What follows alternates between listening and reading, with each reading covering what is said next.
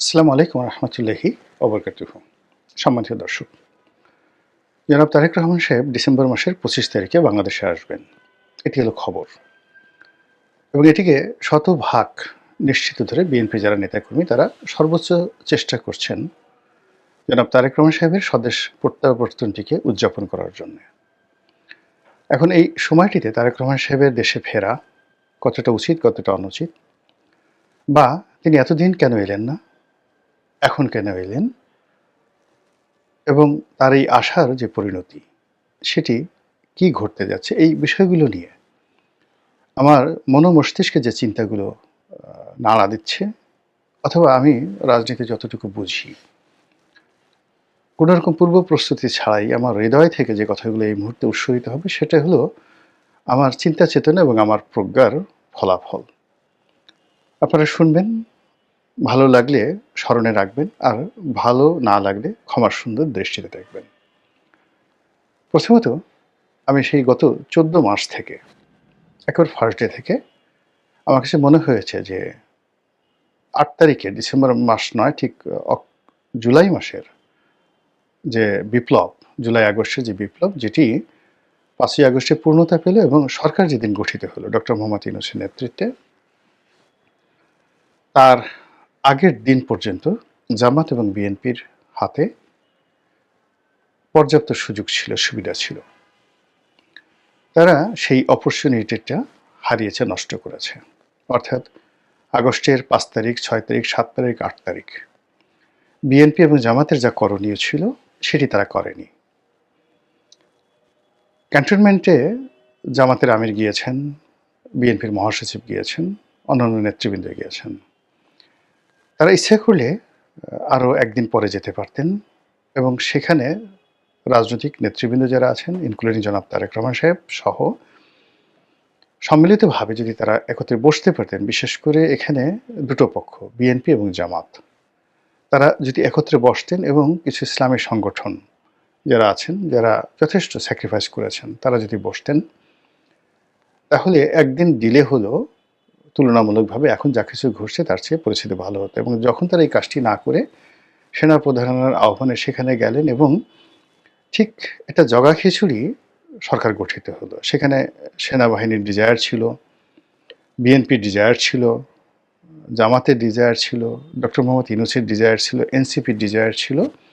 এই বিষয়গুলো তারা করা হয়নি। 2 নম্বর হলো যে বিএনপি এবং জামাত তারা রাজনীতির মুরব্বী। তারা কোনো অবস্থাতেই রাজনীতির এই বিষয়াদি নিয়ে তাদের যে পারস্পরিক যে আলোচনা, পলিটিক্যাল ডিসিশন, সেই ডিসিশনে এনসিপিকে বা বৈষম্য বিরোধী ছাত্র আন্দোলনে যারা নেতৃবৃন্দ রয়েছেন তাদের সঙ্গে বৈঠক করাটাই তাদের ঠিক হয়নি, উচিত হয়নি। তারা আমাদের সন্তানসমূহ, আমরা যে কোনো ব্যাপারে একটা সিদ্ধান্ত নেব এবং তাদের কল্যাণের জন্য আমাদের যে সিদ্ধান্ত, সেই সিদ্ধান্তটাই তাদেরকে জানিয়ে দেওয়া উচিত ছিল, যেভাবে নেপালে ঘটেছে। এই 3টি ভুলের কারণে প্রথম দিন থেকে, সরকারের প্রথম দিন থেকে আজকের দিন পর্যন্ত একটার পর একটা অনাসৃষ্টি ঘটে গেছে।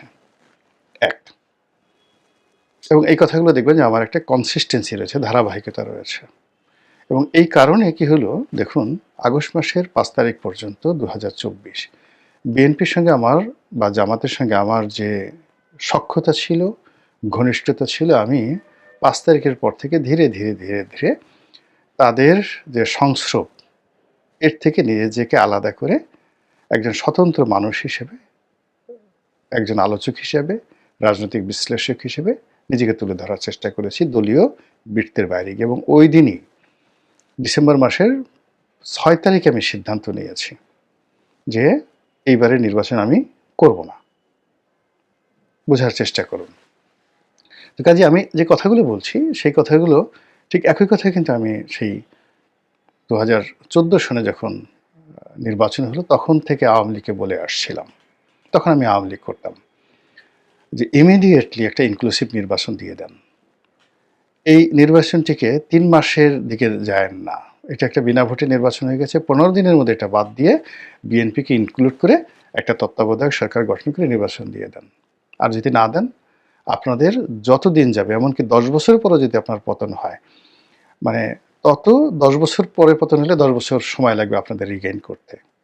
আর ১৫ দিন পরে যদি আপনারা ক্ষমতা হস্তান্তর করেন তাহলে ১৫ দিনও লাগবে না আপনাদেরকে রিভাইভ করতে। তো সেইটা আমি ৪ বছর ধরে আওয়ামী লীগের বিরুদ্ধে প্রচার করেছি। তো এই যে যখন এই সরকার এলো তখন যেহেতু আমি পুরো সময়টা ২০১৪ থেকে আওয়ামী লীগের রোষানলে আর বিএনপিতে যোগদান করার পর ২০১৮ সালের পর থেকে রীতিমতো আওয়ামী লীগের হিট লিস্টে। ফলে আওয়ামী লীগ অন্যান্য বিএনপির যে সকল রাজনৈতিক নেতৃবৃন্দ রয়েছেন তাদেরকে ক্ষয়ক্ষতি করার যে সকল চেষ্টা করেছে প্রায় সব কিছুই আমার উপর করা হয়েছে। অন্যেরা আহাজারি করেছে, মিডিয়ার সামনে এসে বলেছে, কিন্তু আমি কথাগুলো বলিনি এবং বলবো না। এর কারণ হলো এগুলো অ্যাবজর্ব করার সক্ষমতা আল্লাহ আমাকে দিয়েছেন বলেই তারা এই কাজগুলো করতে পেরেছে। তো এটা তারপর তারা আমাকে যে অত্যাচার করেছে, জুলুম করেছে, আল্লাহ যে তাদের সে জুলুম অত্যাচারের প্রতিকূলে আমাকে বাঁচিয়ে রেখেছেন এজন্য আমি শুকরিয়া আদায় করছি।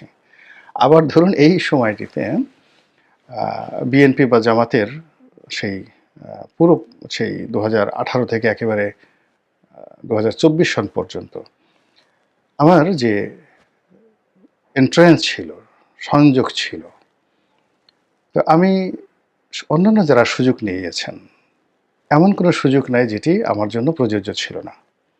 সরকারে এখন যারা চালাচ্ছেন তাদের কাছ থেকে সুযোগ নিতে পারতাম, বিএনপির কাছ থেকে নিতে পারতাম, জামাতের কাছ থেকে নিতে পারতাম, অথবা যারা এই সময়টিতে সুযোগ বিতরণ করেছেন আসলে জ্ঞান বুদ্ধি বা কোনো জায়গাতে আমার কাছে নিজেকে তাদের সাথে হীন মনে হয়নি কখনো। এই কথাটা বললাম এই কারণে যে তাদের অনুমতিও দরকার ছিল না। এই যে একটা অরাজক অবস্থার মধ্যে অন্যান্য যারা সুযোগ নিয়েছেন, আমি যদি একটু চেষ্টা করতাম বা ইচ্ছা করতাম এই সুযোগ নেওয়া আমার জন্য কোনো বিষয় ছিল না। ২-৪টে ব্যাংক দখল করা, ২-৪টে টেলিভিশন দখল করা, ২-৪টে পত্রিকা অফিস দখল করা, তারপরে আওয়ামী লীগের ২-৪ দশজনকে সেফ এক্সিট দেওয়া, এক একটা ডিল হয়েছে। যারা সেফ এক্সিট দিয়েছেন শত শত কোটি টাকার ডিল হয়েছে। আওয়ামী মাইন্ডের যে সকল ব্যবসা প্রতিষ্ঠান রয়েছে শত শত কোটি টাকার ডিল হয়েছে। এগুলো আমার জন্য কোনো ব্যাপারই ছিল না। আমি এই লাইনের মানুষ, সব মুখস্থ, সব জিনিসগুলো মুখস্থ। ফলে ৫ তারিখ সকালবেলা থেকে আমি চেষ্টা করলে কয়েক হাজার কোটি টাকার মালিক সহ মানে পদপদবি আমার জন্য কোনো ব্যাপার ছিল না। কাকপক্ষীয় টের পেত না। এখন চাঁদাবাজ হিসেবে, দখলবাজ হিসেবে যাদের নাম আসছে, আমি এই কাজ করলেও আমার নাম আসতো না। এর কারণ হলো আমি কৌশলগুলো জানি। তো এনিওয়ে সেইগুলো বাদ দিয়ে আমি এই যে দেশের স্বার্থে, জনগণের স্বার্থে, আমার নিজের স্বার্থে সকল প্রলোভন থেকে, লোভ থেকে, লালসা থেকে নিজেকে নিবৃত রাখতে পেরেছি। এই জন্য আল্লাহর দরবারে শুকরিয়া, আল্লাহ আমাকে এই সুযোগ দিয়েছেন। আর ফলে এখন এই কথাগুলো আমি বলতে পারছি, যা বলছিলাম। তো তখন থেকে আমার কাছে মনে হয়েছে যে তারেক রহমান সাহেবের বাংলাদেশে ফেরত আসা সর্বোচ্চ এবং একমাত্র নিরাপদ যে সময় সেটি ছিল আগস্ট মাস ২০২৫ সালের ৫ তারিখ থেকে ৮ তারিখ পর্যন্ত। যেদিন সরকার গঠন হয়েছে সেই দিন আর ক্ষমতার লাটাই তারেক রহমান সাহেবের হাতে নেই। আর দিন যত গেছে এই বাংলার জমিন, রাজনীতি, আকাশ বাতাস সব কিছু তারেক রহমান সাহেবের জন্য বুমেরাং হয়ে গেছে। অর্থাৎ ইভেন তিনি যদি ২০২৫ সনের জানুয়ারিতে আসতেন তাহলে ফেব্রুয়ারি মাসে আসলে যে ক্ষয়ক্ষতি হতো তার চেয়ে কম হতো। আর এখন যে আসছেন মানে তার চেয়ে ১০০ ভাগের ১ ভাগ ক্ষয়ক্ষতি হতো যদি তিনি সে আরও ৬ মাস আগে আসতেন। ফলে তার যে ঝুঁকিটি, এই মুহূর্তে দেশে ফেরার যে ঝুঁকিটি, এটি একটি মানুষের জীবনের সর্বোচ্চ, এর চেয়ে তার ঝুঁকি থাকে না। তার দলের জন্য ঝুঁকি হলো মানে এখন দলের সকল কর্মকাণ্ড একটা বিন্দুতে এসে ঠেকে গেছে।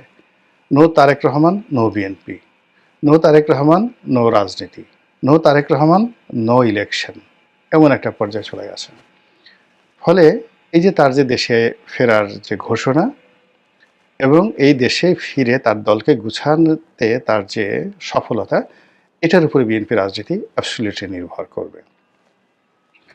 এখন তিনি এই যে ২৫ তারিখে আসার যে সিদ্ধান্ত তিনি নিলেন, কেন নিলেন এবং এটার পরিণতি কি? পরিণতি কি হতে পারে সেই ব্যাপারে আমি যাকে বলা হয় Maulana Abul Kalam Azad, the India wins freedom, India wins freedom পৃথিবীর ইতিহাসের যে সকল রাজনীতির বই রয়েছে তার মধ্যে অন্যতম। ভারত যেভাবে স্বাধীন হলো সেই বইতে মাওলানা আবুল কালাম আজাদ ইন্ডিয়ান কংগ্রেসের সবচেয়ে দীর্ঘকালীন যিনি প্রেসিডেন্ট ছিলেন এবং স্বাধীন ভারতের প্রথম শিক্ষামন্ত্রী, তো এই প্রজ্ঞাবান মানুষটি একটা বক্তব্য দিয়ে গেছেন, রাজনীতির যখন ক্রিটিক্যাল মোমেন্ট আসে, ভীষণ রকম ক্রিটিক্যাল মোমেন্ট আসে, তখন নেতার সামনে দুটো সিদ্ধান্ত নেওয়ার সুযোগ এসে যায়।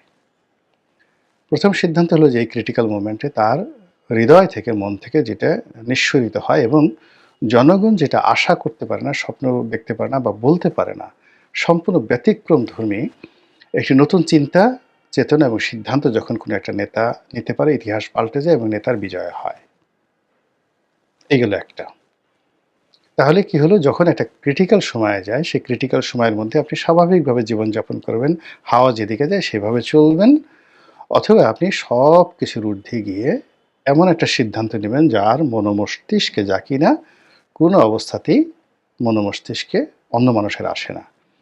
এই আপনার ব্যতিক্রমধর্মী অল অন এ বোল্ড ডিসিশনের কারণে আপনি বিজয়ী হবেন।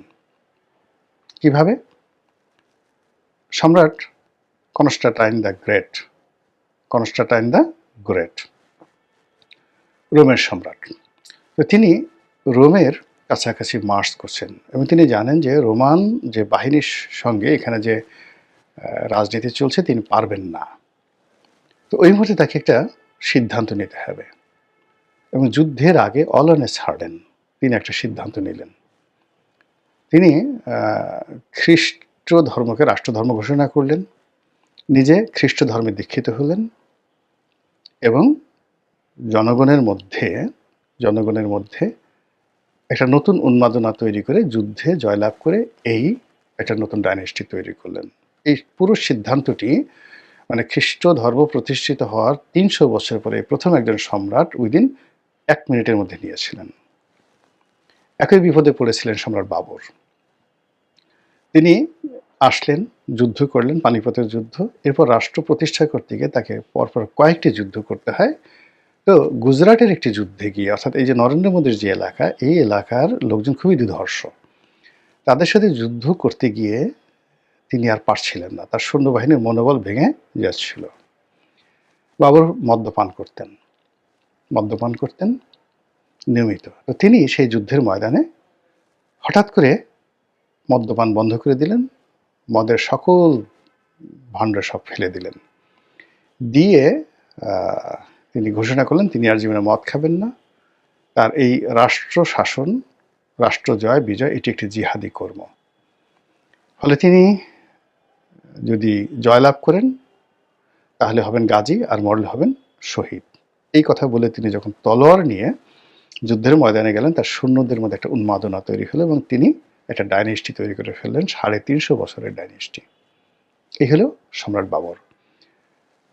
এইভাবে নেতার একক, মানে এই যে বাবর বা সম্রাট কনস্টান্টাইন, কিংবা ওই যে ইতিহাসের যে আইরিশ বীর রবার্ট ব্রুস, তারা যে সিদ্ধান্তগুলো নিয়েছেন, বিশ্বাস করেন কোনো উপদেষ্টার পরামর্শ নয়, কোনো জনগণের কথা নয়, তিনি একা ছিলেন, তানহাই, সেই একা থেকে তিনি এই সিদ্ধান্তগুলো নিয়েছেন।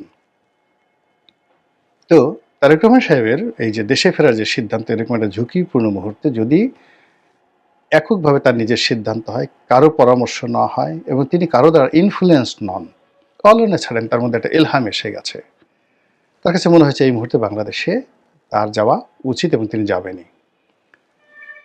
নিশ্চিত থাকেন তিনি বিজয়ী হবেন, সফল হবেন, তার প্রতিপক্ষরা পরাজিত হবে। কিন্তু যদি পপুলারিটি পাওয়ার জন্য তার কোনো পরামর্শকের পরামর্শ অনুযায়ী, অথবা এই যে সামাজিক মাধ্যমে বিভিন্ন যারা ইনফ্লুয়েন্সার রয়েছেন, বিভিন্ন কমেন্ট করেন, তার আসা উচিত, কাল আসা উচিত, অর্থাৎ জনগণের কথা মধ্যে যদি তিনি আসেন, তাহলে তার পরিণতি কী হবে, যেটি মাওলানা আবুল কালাম আজাদ তার ইন্ডিয়া উইন্স ফ্রিডমে দ্বিতীয় রাজনীতিবিদ যারা রয়েছেন, লিডার যারা রয়েছেন, তাদের দ্বিতীয় যে কর্মটি, ক্রিটিক্যাল মোমেন্টে।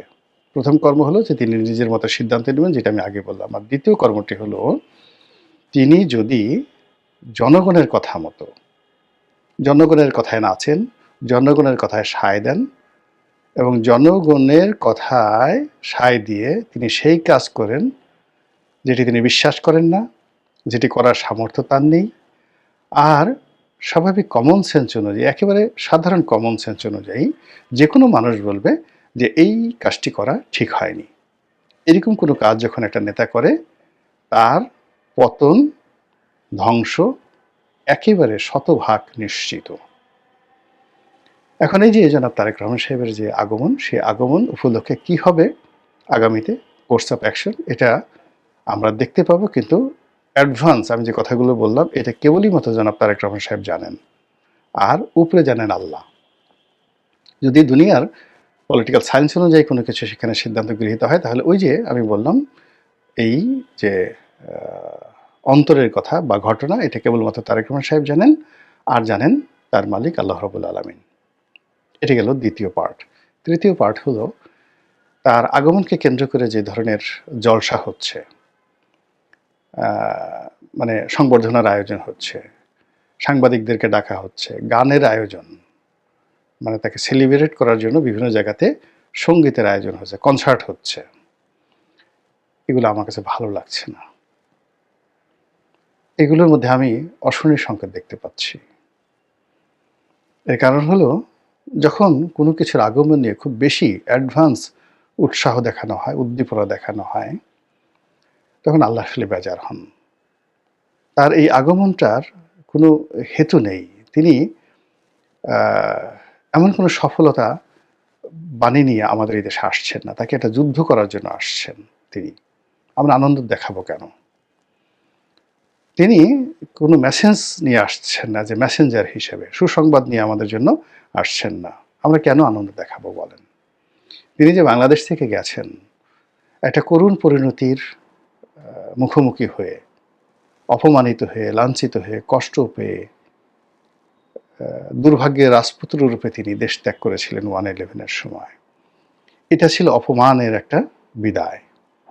সেখান থেকে তিনি আবার যখন ফিরছেন, সেই ফেরাটার মধ্যে দল হিসেবে বিএনপি, ব্যক্তি হিসেবে তারেক রহমান সাহেবের আপনি সাকসেস রেশিওটা দেখেন। জামাত বলবে যে তারা তো এই কাজ করেনি, এই কাজ মাস্টার মাইন্ড হিসেবে এই বিপ্লবটা আমরা ঘটিয়েছি। বিএনপি বলে যে না, আমরা ঘটিয়েছি। তো সব মিলিয়ে যেটা নিয়ে বিতর্ক আছে, যেটার পিছনে লিখিত ইতিহাস আছে, দলিল আছে, এবং সেই সকল দলিলের মধ্যে একটা সিঙ্গেল শব্দ পাবেন না যে শব্দের কারণে আপনি তার আগমনকে উপলক্ষ করে আনন্দ প্রকাশ করতে পারেন, উল্লাস করতে পারেন এবং জাতিকে বলতে পারেন তোমরা আনন্দ করো।